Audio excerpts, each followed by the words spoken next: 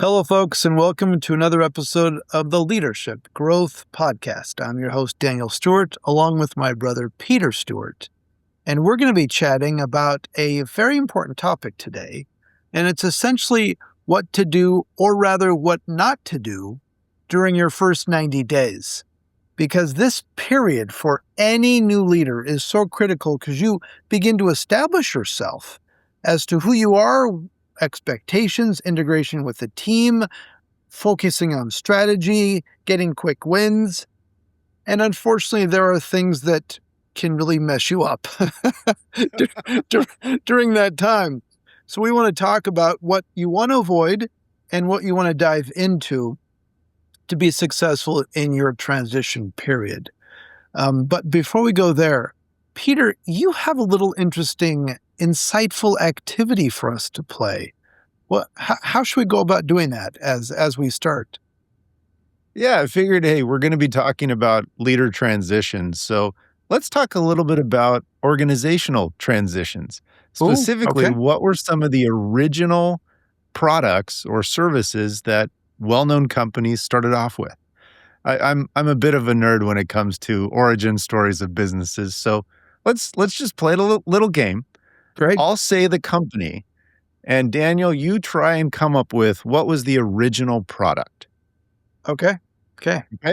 So first one, 7-Eleven. Oh, original product, other than like a convenience store, right? Correct, because they existed before a convenience store. So all I know is that they were a gas station, and then they added this C-store concept idea. So was it like some sort of serving or expansion of beverages or snacks? What was it? No, it was actually ice. Ice. They started off, Really? it was just ice. They started off as the Southland Company in Texas, back in the days of ice boxes, in which they delivered ice blocks to people to put in there before refrigeration, their ice box. And they found that people couldn't come during their hours of work. So they started opening up earlier at 7 o'clock and staying open later till 11. And they were the only people open late at night. And people said, well, we're coming here to get our ice. Why can't we get milk and bread and eggs from you too? So they started stocking those. And the rest is history. I did not know that. That's fantastic. Yeah. 7-Eleven. So open early till late at night, and why not start selling various other items? It took advantage of an opportunity. Wow, Okay, I was way off. That was great. Thank you. Good. No Next worries. one. Tiffany and Company. Oh, Tiffany, the fantastic jeweler. Yes. What did they start with? You know, I'm And not known sure. for those little blue boxes of Yes, exactly. And expensive products. you can go on Fifth Avenue in New York and see it. And yes, it's all of this. What was the original product, Peter? Stationery. Stationery, as in nice handwritten Yeah. stationery. The stuff that really we don't use as much anymore because we don't write handwritten letters. Yeah, they started off as a stationery and fine goods. So it was primarily paper with a few little other knickknacks and things. But obviously the knickknacks and things sold a lot better. So they pivoted into the jewelry behemoth. This pivoting, we're not going to necessarily talk about it today, but maybe we can talk about it again. I'm always amazed. Successful organizations, they pivot. They can pivot. And sometimes it means jettisoning their whole existence, what they were founded on, what made them even successful so that they can then adapt to the marketplace. That pivoting is critical. I love it because the transition, there's a connection. Okay. Do you have another one here? Yeah, we'll do one more. Pixar. The animation studio that we know of. Toy Story, Monsters, Inc. Well, was it a special effect kind of thing? What problem were they originally solving before they got into animation? because Steve Jobs helped create that years ago. So what was it? He helped finance it after it kind of got up and rolling. It started off as their original product was called the Pixar Image Computer. They sold hardware. And they made a computer that was specifically designed for medical imaging. So it had really high-end graphics. So they developed an animated short to be able to highlight how amazing their computer was. So the commercials, in essence, their marketing campaign is actually what now has made them billions and billions of dollars. Started off selling computer. This is great.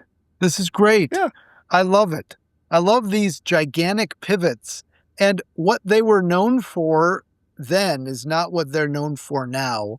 And we don't look upon these companies as like they're cowardly or they made bad choices along. No, they've sustained growth and adapted to the market and really optimized what they do best. Yeah, it is. And they're old examples. So like Tiffany and Company, that was late 1800s when we're talking about that origin. 7-Eleven or the Southland companies that started, that was early 1900s. But Pixar, we're talking 1980s, early 1980s. So these pivots continue to happen. It's not just these legacy organizations that have been around for so long. Then we can even find newer examples of it. But it's just kind of interesting. Are we so stuck in our ways that we are missing out on a tremendous opportunity for growth? That's great. You know, I'm working with the leadership team next week on an annual. They're doing a lot of transformation, and I'm leading their annual leadership team. And I may want to incorporate some of those ideas because it just illustrates so well. They're in the middle of a massive pivot as they're adapting. I mean, this is just what so many organizations are doing. And it's important to recognize that these pivots, they're not abnormal. It doesn't mean that you failed. No, it's really actually how you successfully embrace the pivot and define what it is. That's powerful. Because there's always going to be factors that are different and change, and you have to adapt to and adjust to, whether it's a product change. Maybe there's a supply issue. Maybe it's a personnel issue. Maybe it's a market that's become saturated and now you need to move somewhere else. I mean, it's being flexible. And during COVID, we talked a lot about leveraging crises and how, crises make the status quo malleable, in essence, how you can change it. So you leverage that. So I think as we now kind of talk more about the transition into a new organization in a new role and how leaders can do that, in many ways, it's trying to leverage that pivot. What is that opportunity to have things be a little bit more malleable, to change, to adapt, without coming in guns a-blazing from day one? And okay, so let's do that pivot for ourselves from this fun game to now talking about first 90 days, what to do and what not to do. And just to set the stage, it's really a matter of why the heck you were brought in. Why were you promoted? Why were you brought in from an external role? What is your mission to accomplish? Are you to transform? Are you trying to stay a long time? Are you trying to eke out 3% growth? Are you trying to accelerate with 15, 20+% growth? Are you needing to then reconfigure teams? So much of this depends on the context and how long are you interested in being in the role? How many bridges are you willing to burn? How many relationships are you not interested in sustaining? All of these are trade-offs, and there's not necessarily a right or wrong here. It's being able to make important choices along the way to be able to accomplish what needs to be accomplished. And even there, are you accomplishing what you think you need to? Or are you accomplishing what's aligned with your boss and the organization? And is it aligned with what their words are or what their actions are? There is a lot of nuance here, and it's not nearly as easy as is sometimes thought. Oh, it's not, and it's not a standard checklist for everybody, and not everybody's going to come in and do it the exact same way. You're still going to be you, and there's not just the one way to do it. But I think what we've observed and noticed as we've coached so many people through these roles and, and listened and interviewed folks who, the good, the bad, and the ugly, as we start to hear these tales and stories, there are some principles that I think can be tremendously helpful to keep in mind as you're charting your own course through that. Yeah. Yeah. So one principle is focusing on the others more than you. And that is such a hard one because typically you're having gone through the recruiting process, which is all about selling yourself. You got to make yourself look good. You got to sell yourself. And then day one, you need to stop selling yourself as much. And you need to start listening and influencing through others and building the rapport and building the relationships. And that transition for some is really, really challenging. Yeah.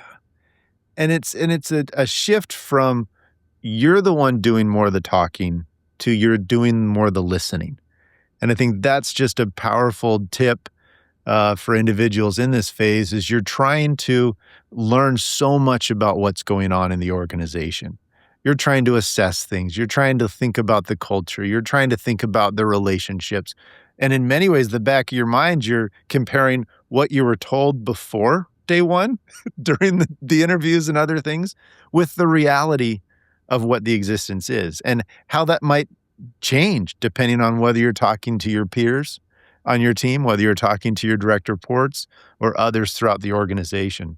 So it's doing a lot of listening and not just coming out and saying, well, this is the way it should be done, especially if you add in, because this is the way I did it at fill in the blank legacy company that you just came from. So throwing that this is the way we've always done it, or this is the way is it's a faux pas to avoid at all costs. And so something to not do is to go in guns a-blazing in some way and say, I'm right and you're wrong. And even go so far as to say, you know what, you're all idiots, or you've been doing it the wrong way, or even well-intentioned, this is all wrong. I have the right way of doing it. I'm the enlightened one. Any aspect of that, unless it is a complete turnaround and you're planning on firing everybody, it is not going to build a relationship-focused effort. And even a short term, it's going to be challenging when you are the guy or the girl who has this idea, I'm right and you're wrong. It is not a helpful way of entering into an organization. Yeah. Because you're coming in, regardless of what your objective is long term, you need relationships. You need buy-in, you need support, and you need people who are going to follow and execute whatever vision you're going to put in place. Because even if you fire an entire team, an entire department, there's still going to be time before you get all those seats filled. And who's going to be doing it? I mean, how often do you hear about somebody coming in and just laying off, all right, all 40 of you gone? I mean, that just doesn't happen as often.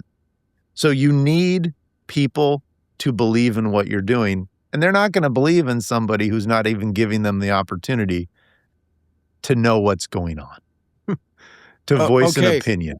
So, Peter, there are listeners right now hearing this. And I'm sure some are thinking, but what if I am the one who's right? and these people are wrong here. Right. I'm the one with 20 years of experience in larger organizations or best practices, and I know, and I actually do have the answers. Mm-hmm. How do we approach that? Yeah. This is where a quote I remember hearing, Daniel, I think you and I heard the same presentation by General Colin Powell back many, many years ago.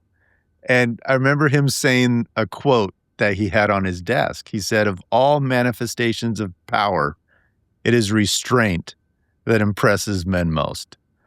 And I think here is a time, particularly in those first couple weeks, to demonstrate restraint. Even if you are 100% certain that your answer is the right one, give it at least a couple days.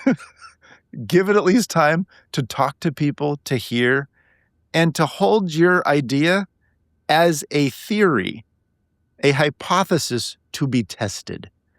And then let the data from your interactions support or be humble enough to say maybe it needs to change. Yeah. The restraint, such a great idea. And it reminds me of the change equation. And so there's two variables in trying to create change. You have the accuracy of the solution, and then you also have the buy-in. And oftentimes we can be accurate or we can have a great idea, especially if somebody's been around for a while, they've seen good practices in other places. And yet the best idea put into a new situation without buy-in, it ain't going anywhere.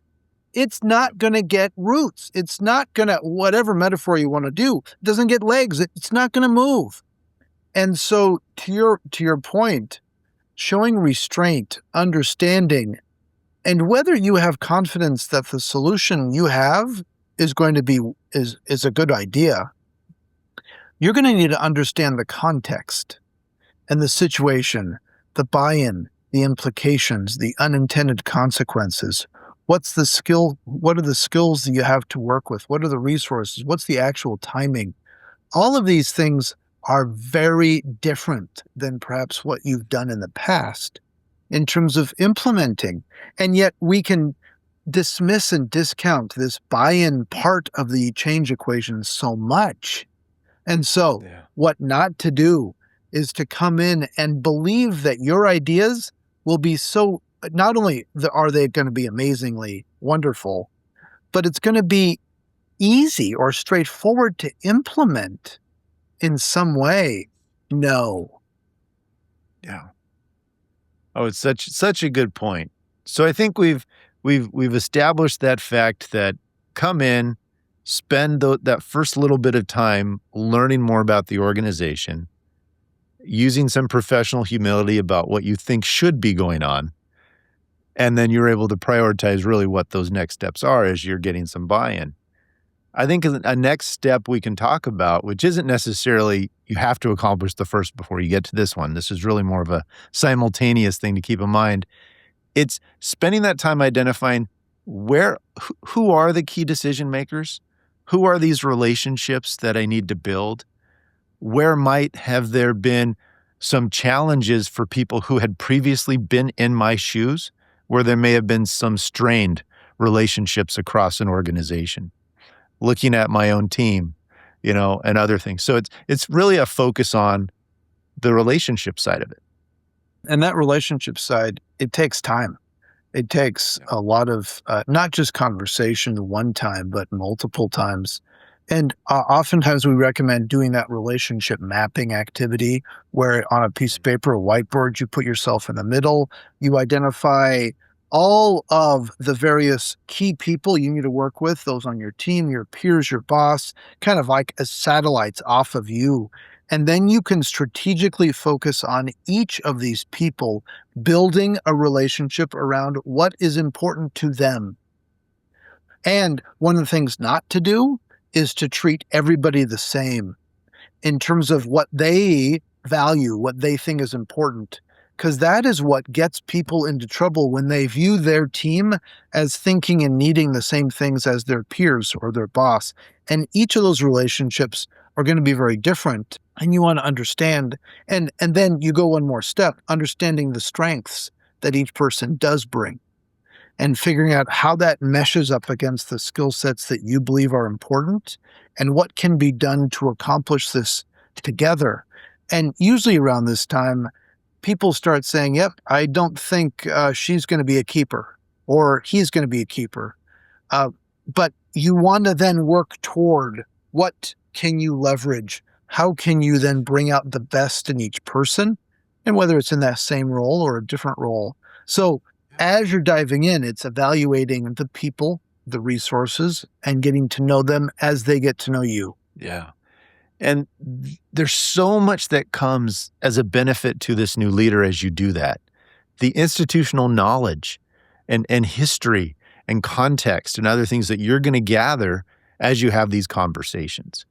But just to pull on that thread you highlighted, because it's absolutely critical, you cannot treat everybody the exact same way. And it doesn't mean you think less of people. It's actually you think more of them because you are actually trying to interact with them at the level that is most helpful to them. And is most, but you're seeking what are their needs and how do I help fulfill that? And in that process, you're also identifying what are your needs from them so that Yeah. conversations can occur. What about this expectation management idea? Because everybody is going to have, you have your own idea of what needs to happen and what's going on. Everybody else on the team has their own idea. And and many of our listeners probably are familiar with a new leader transition process of you have 3 stages. And it's often facilitated by an external person or a head of HR or something like this, where you have 7 or 8 key questions. You ask the team these questions without the leader present. You record their answers, what best advice you would have for this person, what should this person need to know to be successful, what have we tried in the past, etc. And then the facilitator goes and shares this information with the leader. And then the third step is the leader comes back and says, hey, thank you. I've been able to digest all of this. Here are some thoughts. And let's figure out ways we can partner and then work together to accomplish a lot of these things. It's a great way of accelerating that transition period. But the point is to clarify these expectations as quickly as possible. Oh, it's so true. And as I've facilitated many of these, there is a question that seems to almost always come up from the team about their new leader. And it's this question: what have you been told about us? That's good. What directions, what's the goal? Like, what are the marching orders you've been given from whoever the leader was that hired this person, whether it's the CEO or whatever it might be, of what needs to changes, what changes need to come. And what is actually at the essence of that question is you being here as our new leader, what's it going to do to me? What's the impact it's going to have on me? Yeah. And that you can't forget so many change principles come down to that individual personal change. That's what people care about. So it's being aware of that. Yeah. That's a great point. And so the other aspect here is what not to do is only listen. Because sometimes leaders can be so empathetic or so understanding or so just kind of in intake mode for so long that they also are not like focused on acting and doing stuff. But yet, how do you balance some of this? So what not to do is spend all 90 days just listening. And that's the tricky thing to be able to balance. So Peter, what do you do to balance that? Because, I mean, you don't want to do too many changes, or do you? Well, and this goes back to something we were saying in the beginning. There's not the one solution for everybody. And it takes that skill. It takes being able to listen. But let's say you're going through and you've been there a week or 2 or 3, and you're seeing the same problem come up. You're seeing that there's a challenge. There's no rule that you can't do anything until you've been there 90 days to make a drastic decision or to say, no, in fact, that would be an erroneous thought, I'd say, wipe from your mind. If there seems to be a very clear action that needs to be taken, regardless of how long you've been there, take the initiative to do it. You have to look, because also during these first 90 days, you are making an impression that needs to be based on some action as well. So it's looking at what are some of the low-hanging fruit? What are some of, again, we're not trying to, fire or restructure the entire department in the first 10 days. But Yeah. are there some smaller, more lower hanging, more impactful type decisions that can be made? And don't be afraid to do it. And in that process, what a great way to build a relationship, especially with your new leader, saying, hey, here's something I'm noticing. This seems to be pretty clear over the first couple weeks. Is this what you've noticed as well? And here's the solution that I'm proposing. Here's what I'm thinking about doing. What a great way to build that relationship. Yeah, it's important to be able to clarify what are those quick wins, those short-term wins, and some of those wins they are needed to be able to showcase your expertise to build a sense of confidence. And some of those wins might be developing plans. They might be developing scenarios. So you're reminding me of a chief digital officer I was coaching just as he joined. By month 2, he had been asked for his thoughts, and he was able to put together a 4 or 5 page deck to be able to showcase a couple different options of reorganizing the marketing group. And that's what was requested. That was eventually what was needed 6 to 9 months later when they implemented it. But he was able to showcase early on that he didn't just have one answer.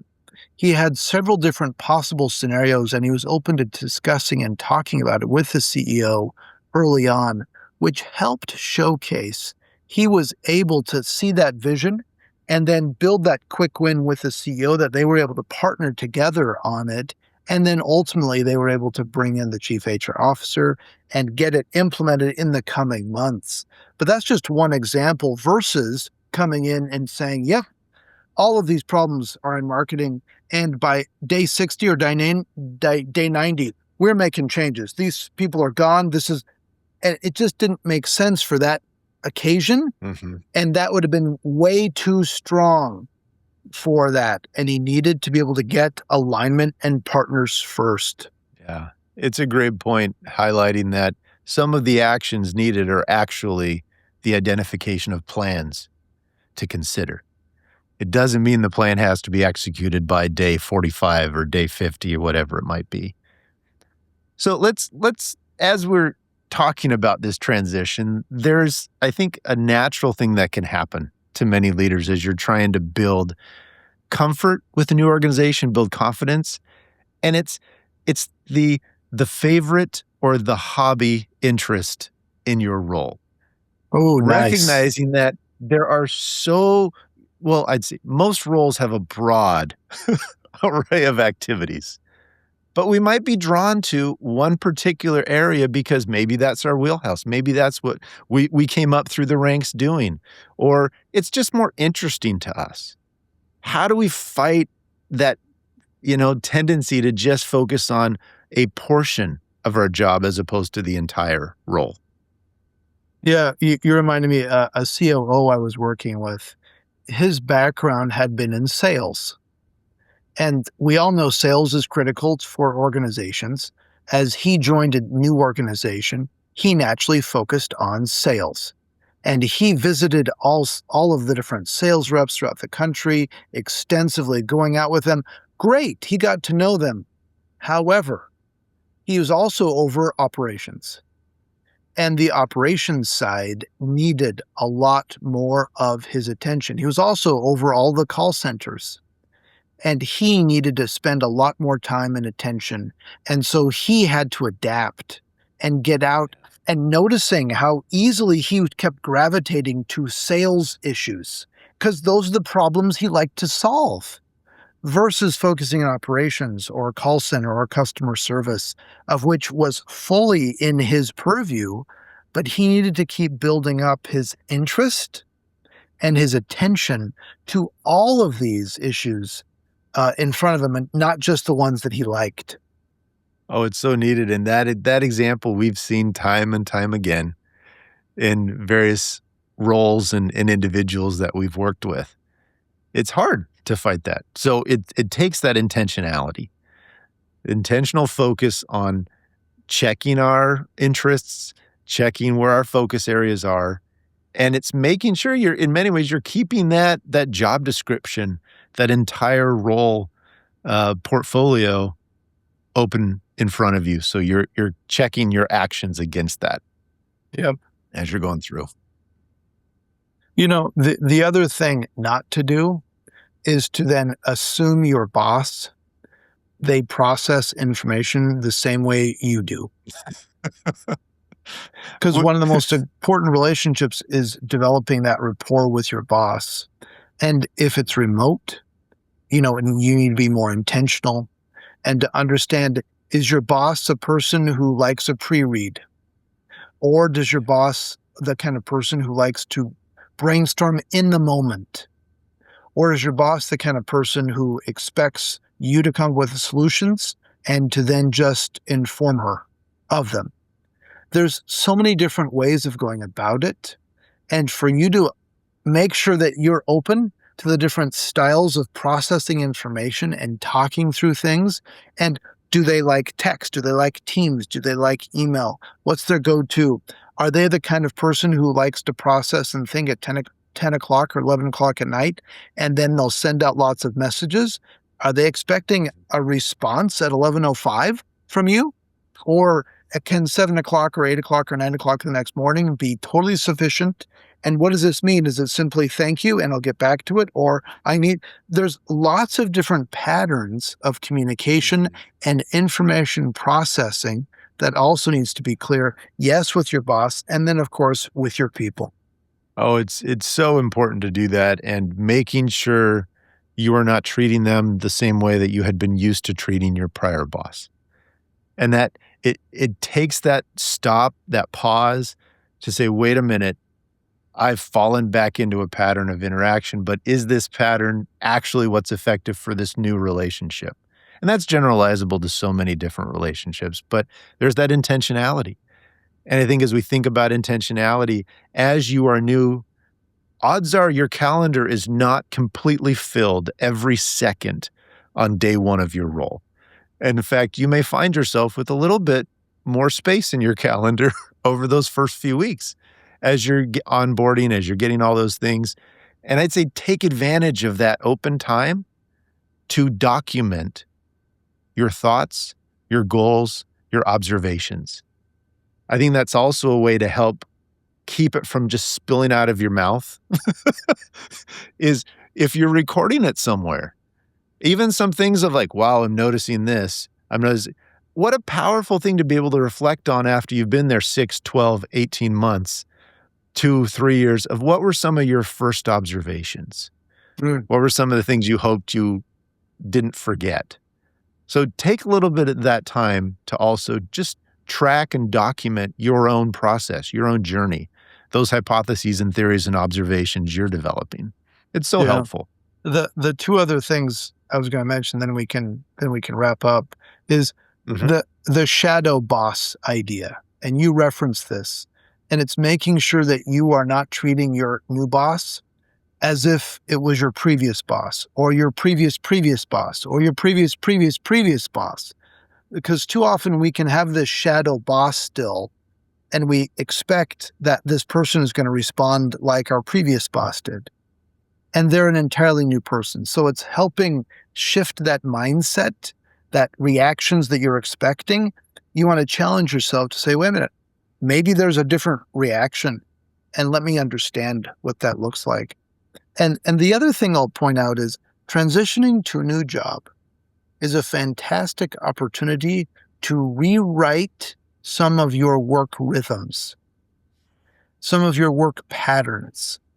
What you don't want to do necessarily is just go in and continue the same patterns that you were frustrated with that you did before, such as your morning routines, or how you finished the day, or how you were on email 24 hours a day, or how you worked nonstop, or how you responded so quickly, or you didn't respond quickly.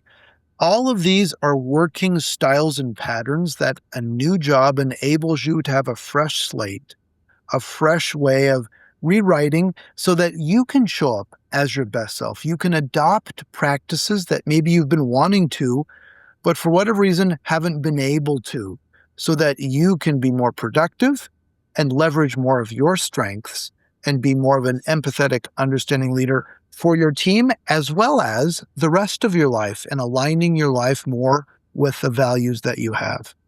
You do. It's a fresh start for you, especially if you're coming into a new organization. Nobody has a history with you. They don't know what you used to do outside of what your resume or a few people may have shared in a reference.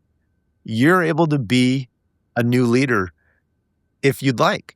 So it's taking advantage of that opportunity. And then I'll add one thing as well from just the human side and how our physiologically we respond to change. As you are orienting yourself to a new organization, you're meeting these new relationships, you're learning the new processes and systems and all these other things. It takes a lot more cognitive horsepower. Like, it takes a lot of extra mental thought and effort. You will most likely find yourself more tired, even though you're like, what have I really accomplished? It's because you are taking in so much more information and you're trying to synthesize that into the schemas, the thought processes, the patterns, the routines that you've been used to going through. So give yourself a little bit of a break if you do find yourself a little bit more tired, even though you might look at the calendar and not feel like you accomplished as much as you may have in your prior role. You're doing a lot. It's taking a lot more thought work. That's well said. Well said. Peter, thanks. It's been a great conversation as we're thinking through what not to do and what to do during your first 90 days. And listeners, thank you very much for spending the time with us today. Please like and subscribe and spend some time with us in future episodes as well, as we think about and work on tips and practices to help you be successful as a leader. Thanks so much, everybody. Take care. If you like this episode, please share it with a friend or colleague, or better yet, leave a review to help other listeners find our show. And remember to subscribe so you never miss an episode. For more great content, or to learn more about how Stewart Leadership can help you grow your ability to lead effectively, please visit stewardleadership.com.